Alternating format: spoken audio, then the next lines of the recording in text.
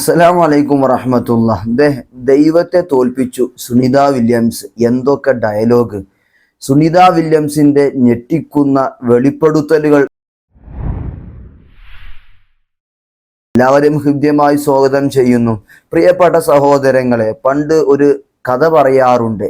ഒരു കുളത്തിലെ തവള, ആ തവള എങ്ങനെയൊക്കെയോ കഷ്ടപ്പെട്ട് കര കയറിയപ്പോൾ ആ കുളത്തിലെ തവള വിചാരിക്കാണ്, ഞാൻ ലോകം ഞാൻ കീഴടക്കിയിട്ടുണ്ട് എന്ന് പറയും പോലെയുള്ള നിലവിളി മാത്രമല്ലേ യുക്തിവാദികളെ ദൈവത്തെ കീഴടക്കി എന്നൊക്കെ പറയുമ്പോൾ എന്താണ് വസ്തുത? ലോകം എന്ന് പറയുന്നത് നമ്മൾ കാണുന്ന വസ്തുവാണോ?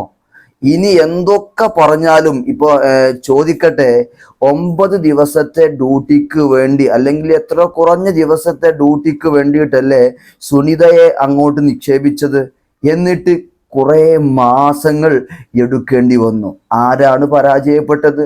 ശാസ്ത്രമാണോ ദൈവമാണോ പരാജയപ്പെട്ടത്?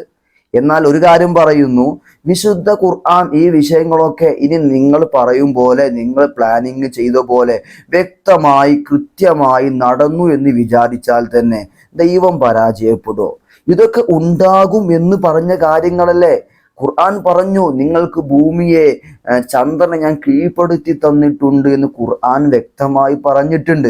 അപ്പൊ വിശ്വാസികളായി ഞങ്ങളെ സംബന്ധിച്ചിടത്തോളം ഞങ്ങളെ ഖുർആൻ എന്തു പറഞ്ഞു ആ പറഞ്ഞ കാര്യങ്ങൾ നടക്കുന്നു എന്നല്ലാതെ ഇതിലൊക്കെ പ്രത്യേകിച്ച് ശബ്ദമലിനീകരണം ഉണ്ടാക്കേണ്ട യാതൊരു ആവശ്യവുമില്ല.